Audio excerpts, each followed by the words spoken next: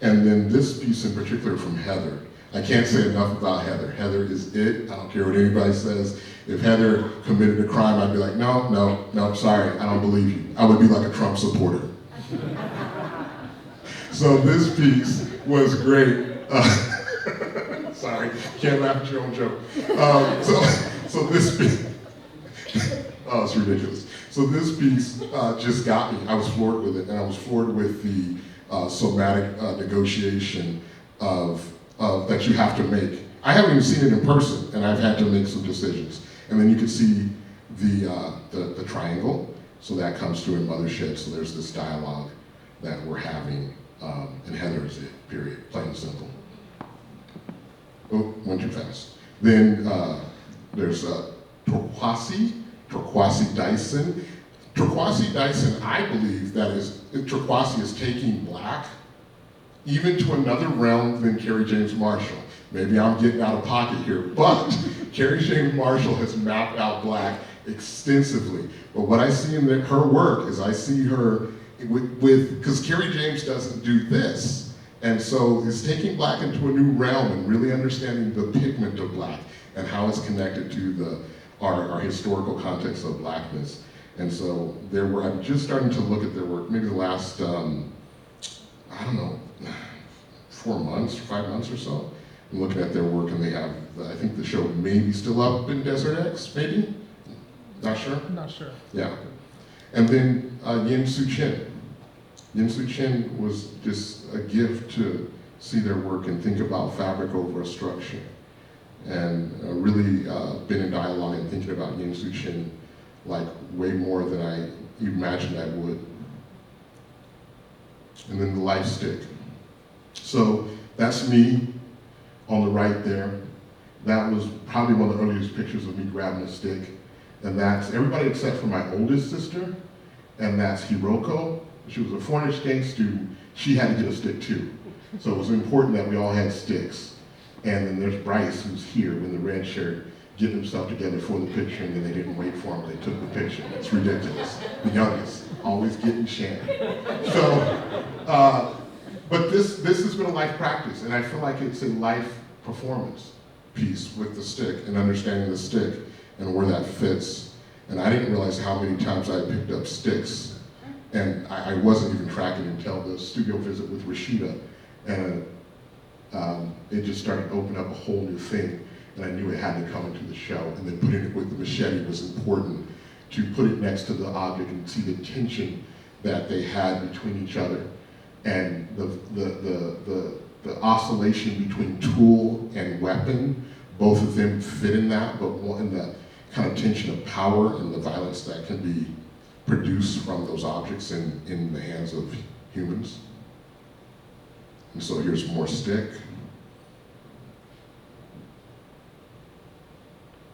And seeing how it relates. Last year I was really seeing how it related to this big cardboard piece and have this conversation.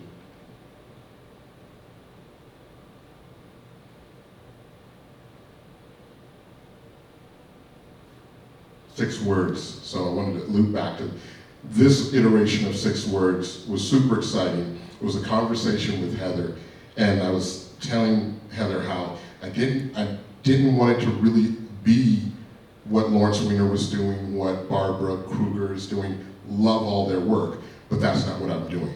I'm not trying to come up with a bunch of catchphrases. I want people to sit with violence. I want us to rethink about violence, but I don't really want to manage it or monitor it. I want it to be something that you work on your own and don't even tell me about it.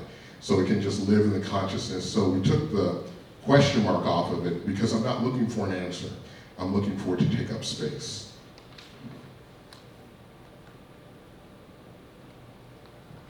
And then the white, I wanted the white to fall back. I didn't want it to be black text in the space that just took away from the other objects in there. I wanted them to have room because they were not as straightforward as a sentence.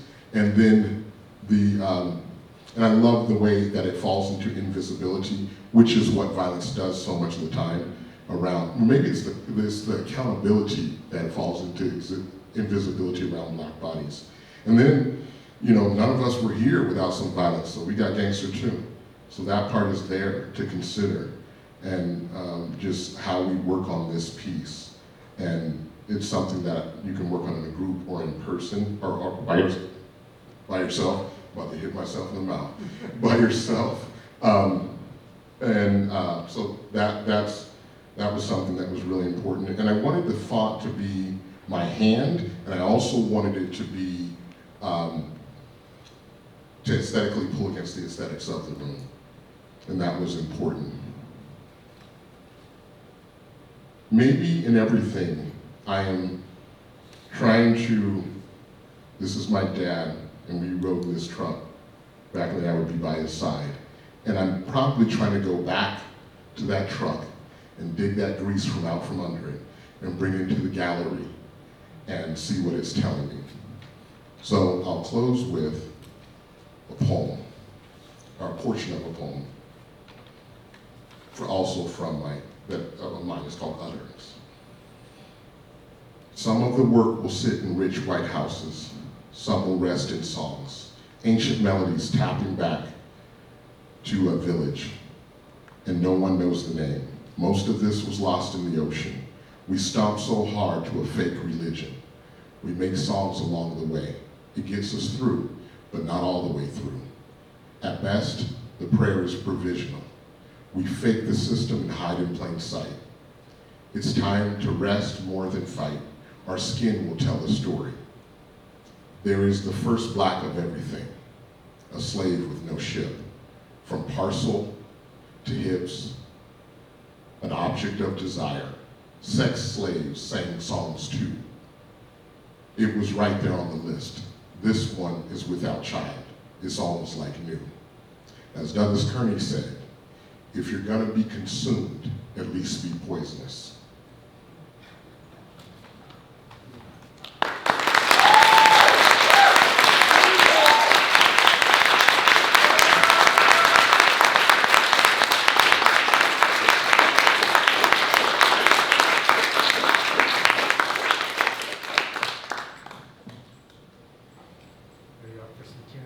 Sure, I got a little energy. But Heidi, behave, don't get crazy. So if there are questions in the audience, I'll bring you the microphone.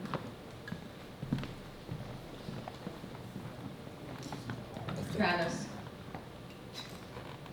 I know you. You see do? you. And do. you have really found the essence of your work. I had the pleasure of sharing a studio with you last year. And I think I could say so much, but I'm going to try to keep it as simple as your exhibit, which is profound in its simplicity and messaging. It's really quite remarkable in how you found, and I love your analogy to jazz, because you found the jazz line. There we go. It is really painfully simple and incredibly difficult. And kudos to you. Thank you. Really beautiful. Thank you.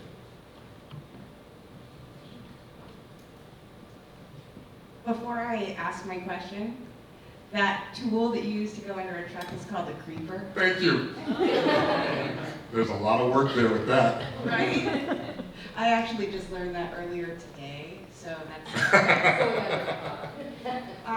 but I noticed in your work that you've done since you've been here, or at least I'm seeing in your work, and so maybe you can speak to whether or not I'm overly reading into this, or if you think there's something to it, that there were body parts, and then there were bound bodies, and in the more recent work, it seems like bodies fighting to get out of things or against some kind of constraint. I'm always trying to put the body into a place, the representation of the black body out of like the spectacle position and into the story, and sort of like, I see you and I see your struggle, and I like the residue of what you, the residue of what you're working with. If it's a hammer, I'm just trying, and just let that sit there and be. So there could be that there, you know?